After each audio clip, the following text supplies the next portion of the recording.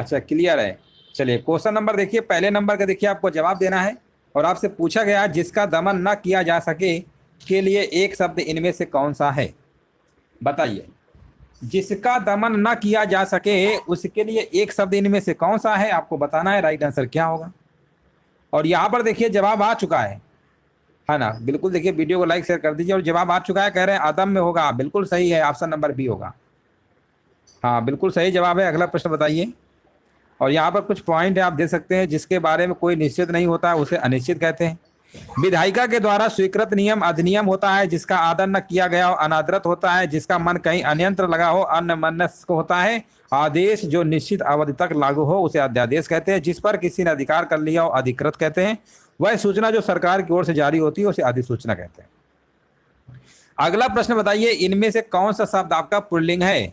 अब देखिए पुल्लिंग शब्द के बारे में बताना है, तो आप कहेंगे पुल्लिंग तो बड़ा आसान है। बताइए इनमें पुल्लिंग शब्द कौन सा है।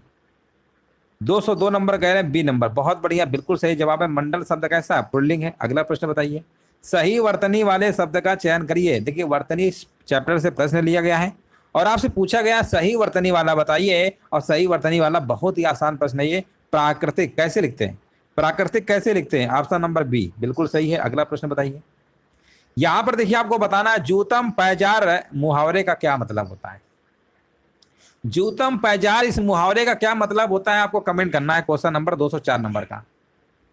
चलिए यहाँ पर देखिए जवाब हमारे बीच आ चुका है। जूतम पैजार मुहावरे का मतलब होता है लड़ाई झगड़ा होना। क्या होता है, लड़ाई झगड़ा होना होता है। ऑप्शन नंबर यहाँ पे आपका ए नंबर होगा, ना कि बी। ए नंबर होगा, ए नंबर। चलो कोई बात नहीं। अगला प्रश्न बताइए, कुंतल शब्द के पर्यायवाची शब्द का चयन करना है। कुंतल शब्द का बताइए पर्यायवाची क्या होगा। कुंतल का पूछा गया है तो कुंतल का होता है दोस्तों, याद रखिएगा, केस होता है, बाल होता है, अलग होता है, कई सारे होते हैं। तो यहां पर देखिए केस वाला लगा दीजिए, आंसर आपका हो गया। यहां पर देखिए आपको बताना निम्नलिखित विकल्पों में से विधानवाचक वाक्य का विकल्प चुनिए। विधानवाचक कौन सा है। अब देखिए विधानवाचक वाक्य होता क्या है, ऐसा वाक्य जिनमें किसी भी कार्य के होने का या किसी के अस्तित्व का पता अगर चले जाए या बोध हो जाए तो समझ जाइए वो विधानवाचक वाक्य होता है। अब जैसे हमने कहा भारत के प्रधानमंत्री नरेंद्र मोदी हैं, ये कैसा है, विधानवाचक वाक्य है। बहुत सारे एग्जाम्पल आप कह सकते हैं। मोहन ने खाना खा लिया, उत्तर प्रदेश मेरा राज्य है ना, शोभन के पिता का नाम किशोर सिंह है। ऐसे बहुत सारे आपके बन सकते हैं। आंसर यहाँ पर क्या होगा, माता जी ने पूजा कर ली है। बहुत लोग आंसर सी मार रहे हैं। यहाँ पे जो आंसर होगा ना, पहला ही विकल्प होगा, पहला विकल्प आपका सही होगा। अब देखिए जो लोग यहाँ पर सी नंबर मारे हैं उनको भी हम बता दे रहे हैं। देखिए सी नंबर लिखा है ना, ईश्वर सबका भला करे, ये इच्छावाचक। ये कैसा है, ये आपका इच्छावाचक है, ये इच्छावाचक है, ठीक है, इच्छावाचक है। इच्छावाचक में जैसे कोई इच्छा इस तरह के होते हैं, आशीर्वाद कामना, ये सब का पता कर चलता है। तो मैं आज खाना नहीं खाऊंगा, है ना, मैं आज खाना नहीं खाऊंगा, ये निषेधवाचक वाक्य है, निषेधवाचक है ना, इसमें निषेध का बोध हो रहा है। और जल्दी दरवाजा खोलो, ये आपका कैसा, ये आपका आज्ञावाचक है ना, आज्ञावाचक वाक्य है। चलो आगे बढ़ते हैं। सत्यव्रत पद में समास बताइए कौन सा होगा। सत्यव्रत पद में समास की अगर हम बात करेंगे तो आप कहेंगे सत्यव्रत समास में बहुब्रीहि भी होता है, तत्पुरुष भी होता है, द्वंद्व भी होता है, सब होते हैं। इसमें सब के सब होते हैं। ऑप्शन नंबर सी है आल वाला, उक्त सभी। चलो आगे बढ़ते हैं। निम्न में से बताइए भूतकाल का वाक्य इनमें से कौन सा है। भूतकाल का देखिए वाक्य पूछा गया है, ऑप्शन आपके दिए गए हैं। चिट्ठी भेजी गई है, चिट्ठी भेजी गई, चिट्ठी भेजी गई, आंसर जाएगा विकल्प नंबर सी के साथ। अगला प्रश्न बताइए, जिन पंक्तियों में एक या अनेक वर्णों की एक ही क्रम में एक बार आवृत्ति हो तो वहां पर कौन सा अलंकार होता है। वहां पे कौन सा अलंकार होता है, याद रखिएगा, वहां पे आपका होता है छेकानुप्रास अलंकार। जिन पंक्तियों में एक या अनेक वर्णों की एक ही क्रम में एक बार अगर आवृत्ति होती है तो वहां पर कौन सा अलंकार होता है, छेकानुप्रास अलंकार होता है, याद रखिएगा। ऑप्शन नंबर बी है। छक्का पंजा करना इस मुहावरे का मतलब क्या होता है। छक्का पंजा करना इस मुहावरे का मतलब जल्दी से बताइए 210 नंबर का क्या होगा। चलिए सभी लोग वीडियो को लाइक शेयर कर दीजिए, जो लोग लाइक शेयर नहीं किए हैं लाइक शेयर जरूर कर दिया करिए। और यहाँ पर देखिए जवाब हमारे बीच आ चुका है, बिल्कुल सही जवाब दिया गया है, ओछी हरकत से कार्य सिद्ध करना। ओछी हरकत से कार्य सिद्ध करना बिल्कुल सही है। और बताइए, नौकर ने दरवाजा खोला, वाक्य की रेखांकित पद में कौन सा कारक है? नौकर ने दरवाजा खोला, वाक्य की रेखांकित पद में कौन सा कारक है? और यहाँ पर जवाब आ चुका है, बताया जा रहा है कर्ता कारक। अगला प्रश्न बताइए, संबल में कौन सी ध्वनि है? देखिए, संबल में कौन सी ध्वनि है? अलग अलग वर्ग के अगर अक्षर हैं, देखो, जब अलग अलग वर्ग के अक्षर होते हैं,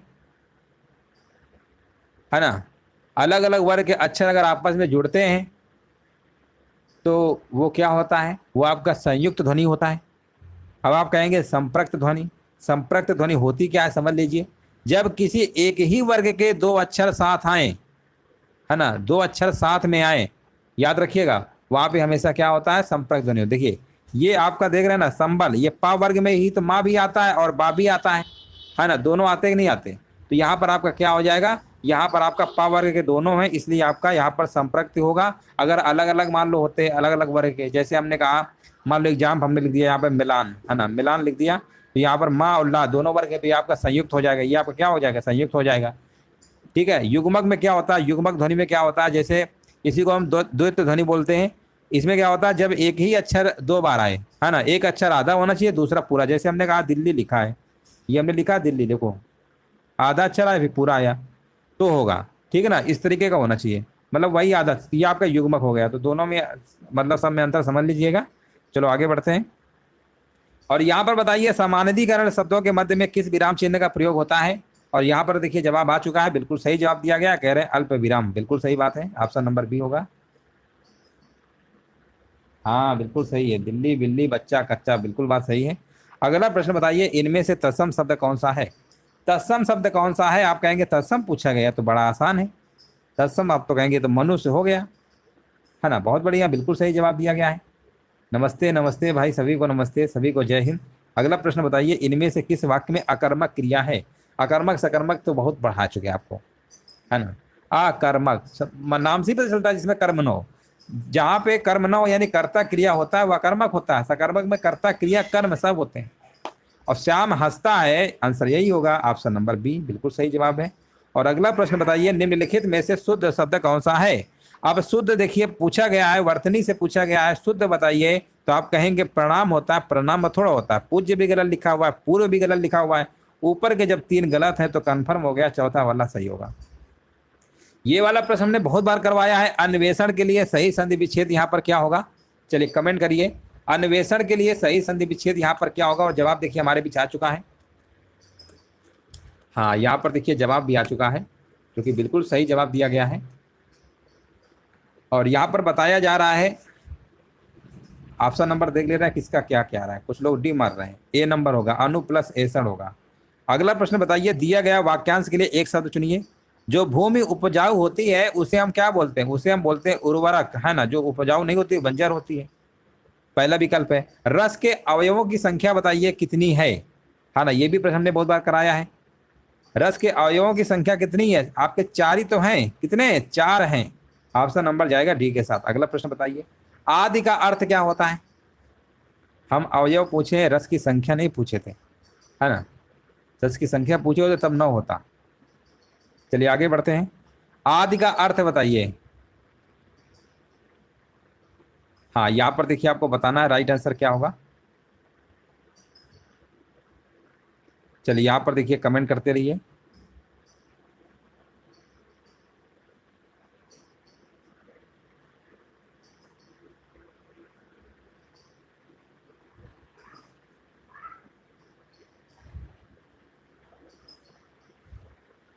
हाँ बिल्कुल सही है, डी नंबर होगा, प्रथम या प्रारंभ, बिल्कुल बात सही है।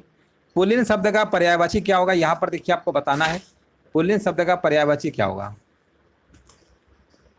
और देखिए यहाँ पर जवाब बिल्कुल सही दिया गया है, पुल्लिंग शब्द का पर्यायवाची बताया जा रहा है कगार होता है। क्या होता है? कगार, बिल्कुल सही है।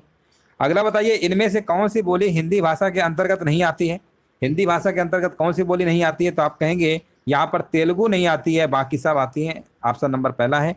कंटोष्ट दीर्घ स्वर वर्ण का उदाहरण कौन सा है? कंटोष्ट की बात हो रही है, और कंटोष्ट में हमने बहुत बार बताया आपको, ओ और औ ये सब कंटोष्ट में आते हैं, है ना। ए और अय कंठ तालव्य में आते हैं, आंसर सी होगा। इनमें से देशज शब्द बताइए कौन सा है। देशज की बात करेंगे तो पहला विकल्प को ध्यान से देखिए, झोपड़ी, झोपड़ी कैसा है, देशज शब्द है, ऑप्शन नंबर पहला ही सही हो गया। यहां पर देखिए आपको बताना है इनमें से कौन सा शब्द तत्सम है, 225 नंबर का देखिए आपको जवाब देना है। तत्सम शब्द बताइए कौन सा है, 225 नंबर का जवाब आ चुका है। यहाँ पर कह रहे हैं भ्राता, देख लीजिए सभी का जवाब सही आ रहा है, भ्राता, हाँ बिल्कुल सही है। अगला प्रश्न बताइए इनमें से गणनावाचक विशेषण का उदाहरण कौन सा है। देखिए गणनावाचक पूछा गया है, आपको जवाब देना है यहाँ पे राइट आंसर क्या होगा। चलिए कमेंट करिए सभी लोग, गणनावाचक विशेषण का यहाँ पर उदाहरण क्या होगा। चलिए गणनावाचक देखिए यहाँ पर विशेषण का पूछा गया है और यहाँ पर देखिए जवाब आ चुका है। 226 नंबर का देखिए यहाँ पर जवाब दिया जा रहा है ना। यहाँ पर ए नंबर आपका सही है ना। यहाँ पर आपका ए नंबर क्या है, बिल्कुल करेक्ट आंसर आपका यहाँ पर हो जाएगा।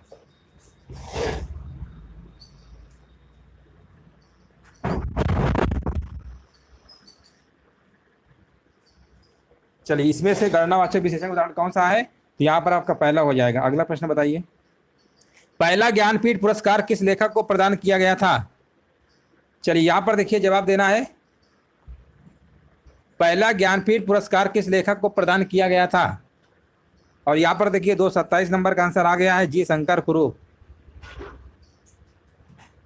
अगला प्रश्न बताइए लेखक संज्ञा का कौन सा प्रकार है, लेखक संज्ञा कौन सा प्रकार है, यहाँ पर देखिए जवाब देना है, राइट आंसर क्या होगा। और यहाँ पर देखिए बताया जा रहा है, यहाँ पर बताया जा रहा है जातिवाचक संज्ञा, बिल्कुल सही जवाब है। अगला प्रश्न बताइए स्तुति का विलोम यहाँ पर क्या होगा, यहाँ पर देखिए आपको बताना है स्तुति का विलोम यहाँ पर क्या होगा, और यहाँ पर जवाब बताया जा रहा है निंदा होगा, क्या होगा, निंदा होगा। ऑप्शन नंबर यहाँ पे सी नंबर आपका सही होगा। अगला प्रश्न बताइए दिए गए वाक्य का वह भाग ज्ञात करें जिसमें कोई त्रुटि है।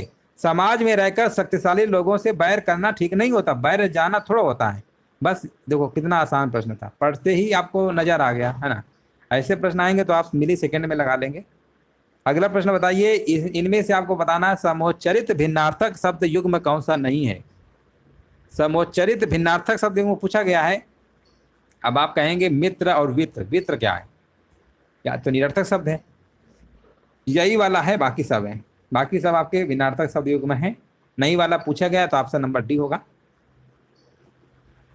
अगला प्रश्न बताइए न्यायिक शब्द में प्रत्यय कौन सा है। न्यायिक शब्द में अगर हम प्रत्यय की बात करेंगे तो न्यायिक क्या होगा बताइए। प्रत्यय बाद में लगते हैं, मूल शब्द के बाद, यानी इक होगा, ऑप्शन नंबर पहला होगा। वो लोग इक मार रहे हैं, इक नहीं होगा, इक होगा। अगला प्रश्न बताइए निम्नलिखित में से कौन ज्ञानाश्रयी शाखा के कवि हैं। ज्ञानाश्रयी शाखा के कवि पूछा गया है, तो आप कहेंगे ज्ञानाश्रयी के शाखा कवि पूछा जा रहा है, तो आंसर यहाँ पे आपका कबीर दास होगा, जो कि ऑप्शन नंबर ए होगा। अगला प्रश्न बताइए भारत में आर्य भाषा का आरंभ कब हुआ। भारत में आर्य भाषा का प्रारंभ कब हुआ, आरंभ कब हुआ बताइए, कब हुआ था, तो ये आपका हुआ था 1500 ईसा पूर्व के आसपास। 1500 ईसा पूर्व के आसपास हुआ था, याद रखिएगा। ऑप्शन नंबर बी आपका सही है। यश का सही विलोम यहाँ पर बताइए क्या होगा। यश, यश का क्या होता है, सिंपल सा है, यश अपयश, क्या होगा अपयश, यश का विलोम अपयश। निंदा का बताइए विलोम यहाँ पर, अभी तो बताया था ना, निंदा क्या बताया था, स्तुति बताया था ना, ये तो बहुत बार करा चुके हैं। निंदा का विलोम स्तुति होता है, अगर एग्जाम में आ जाए तो गलत नहीं होना चाहिए किसी का। और अगला प्रश्न है यहाँ पर बताइए वाक्यांश के लिए एक शब्द आपको बताना, लिखा हुआ जो देवताओं के योग्य हो, जो देवताओं के योग्य होता है उसके लिए क्या एक शब्द यूज करेंगे, आपको बताना यहाँ पे आंसर क्या होगा। तो उसके लिए आपका यहाँ पर होता है दिव्य, क्या होता है, दिव्य होता है। कंठ तालव्य दीर्घ स्वर वर्ण का उदाहरण कौन सा है, यहाँ पर देखिए आपको बताना है कंठ तालव्य दीर्घ स्वर वर्ण का उदाहरण इनमें से कौन सा है। कंठ तालव्य में बताया था हमने, ए आता है और अय आता है, ये सब आपके कंठ तालव्य में ही आते हैं। ऑप्शन नंबर डी आपका सही है। मैथिली शरण गुप्त ने इतिहास के उपेक्षित नारी पात्र इनमें से किस पुस्तक में प्रतिष्ठित किए हैं। किस पुस्तक में प्रतिष्ठित किया आपको बताना है, तो पुस्तक का नाम है, याद रखिएगा, साकेत। ऑप्शन जाएगा विकल्प नंबर बी के साथ। अयार शब्द का अर्थ क्या होता है, यारों या दोस्तों से घिरा हुआ, या रूप बदलकर अनोखे काम करने वाला, या दोस्त का दोस्त, या एकांत में रहने वाला। और यहाँ पर जवाब आ चुका है, रूप बदलकर अनोखे काम करने वाले को अयार कहते हैं, बिल्कुल सही बात है। और यहाँ पर तलवार का पूछा गया है, यहाँ पर राइट आंसर क्या होगा बताइए। तलवार शब्द का समानार्थी क्या होगा, और यहाँ पर देखिए जवाब आ चुका है, ऑप्शन नंबर बी बता रहे हैं बिल्कुल सही जवाब है ना। जिनका भी जवाब बी नंबर आ रहा है ना, बिल्कुल सही आंसर है। अगला प्रश्न बताइए, कौन सा शब्द यहाँ पर तत्सम है? तत्सम की बात करेंगे। हाँ, तत्सम बताइए यहाँ पर कौन सा है? बिल्कुल सही है, चक्र बता रहे हैं, बिल्कुल सही जवाब है। सबसे पहले आत्मकथा हिंदी में किसने लिखी थी? यहाँ पर देखिए आपको जवाब देना है। सबसे पहले जो है आत्मकथा जो है आपकी लिखने वाले कौन है व्यक्ति, उनका नाम बताना है। और उनकी जो आत्मकथा थी नाम क्या था? मेरी आत्म कहानी, यहाँ लिख दे रहे हैं, मेरी आत्म कहानी।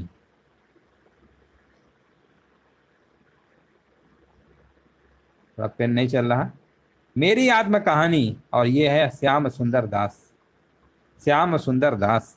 ग्रामीण लोग यहाँ अधिकतर निरक्षर है, इसका अंग्रेजी में ट्रांसलेट क्या होगा? अनुवाद बताना है। ग्रामीण लोग यहाँ अधिकतर निरक्षर हैं, इसका अंग्रेजी में ट्रांसलेशन करिए, बताइए क्या होगा।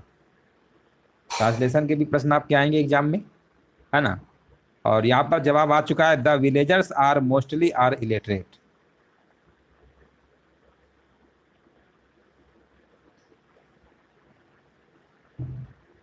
खुद लोग अलग अलग आंसर आ रहे हैं। यहाँ पर आपका होगा D number, the villagers here are mostly illiterate. ठीक है ना, बहुत कंफ्यूज होता है ऐसे प्रश्नों में जब एग्जाम में आते हैं, तो याद रखें the villagers here are mostly illiterate होगा, ग्रामीण लोग यहाँ अधिकतर निरक्षर हैं। ऑप्शन नंबर डी आपका करेक्ट है। अगला प्रश्न बताइए, निम्न में से कौन जीवनी है? अब देखो जीवनी की बात हो रही है, अतीत के चलचित्र, तो ये तो महादेवी वर्मा का रेखा चित्र है ना। ये तो महादेवी वर्मा का क्या है? रेखा चित्र है। महादेवी वर्मा का क्या है? रेखा चित्र है। कहा जीवनी, ये क्या पूछ रहे हैं? जीवनी पूछा, ये तो रेखा चित्र है, ये तो नहीं होगा, पहला नहीं होगा, कन्फर्म ने बता दिया है। अब आप कहेंगे चिंतामणि तो निबंध है, ये तो निबंध है, किसका है? आचार्य रामचंद्र शुक्ल का है, ये तो निबंध है, आचार्य रामचंद्र शुक्ल का है, ये भी समस्या आ गई।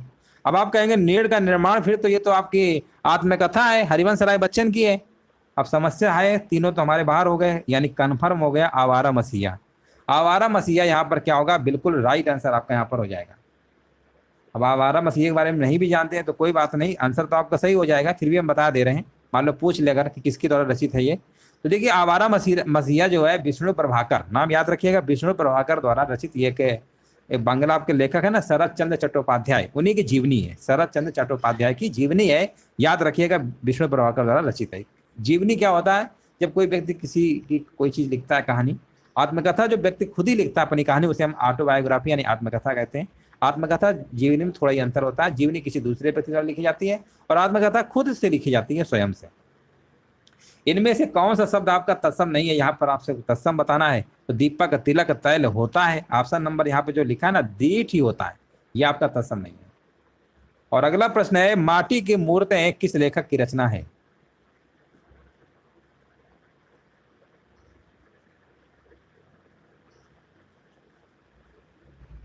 माटी की मूर्तें किस लेखक की रचना है? और यहाँ पर जवाब आ चुका है, कह रहे हैं राम वृक्ष बेनीपुरी। क्या बात है, बिल्कुल सही जवाब है, 47 का डी होगा। अज्ञेय शब्द के लिए एक वाक्यांश क्या होगा? अज्ञेय शब्द के लिए देखिए आपको बताना है, अज्ञेय शब्द के लिए एक वाक्यांश यहाँ पर क्या होगा? तो यहाँ पर आपका आंसर होगा जिसे जाना ना जा सके, जिसे जाना ना जा सके, यहाँ पे आंसर आपका होगा ऑप्शन नंबर सी होगा। 3 में ना 13 में इस मुहावरे का क्या मतलब होता है? 3 में ना 13 में इस मुहावरे का मतलब क्या होता है? और आंसर यहाँ पर आपका होगा महत्वहीन होगा। क्या होगा? महत्वहीन होगा, आंसर जाएगा आपका सी के साथ। दिए गए शब्द में विलोम शब्द बताइए। अर्वाचीन का विलोम यहाँ पर क्या होता है? अर्वाचीन का विलोम बताइए क्या होता है? तो अर्वाचीन का होता है प्राचीन होता है। क्या होता है? प्राचीन होता है, याद रखिएगा, अर्वाचीन का प्राचीन होता है। और इस तरीके से यहाँ पर आपके जो टॉप 50 प्रश्न थे आपके कंप्लीट हो चुके हैं, है ना, कंप्लीट।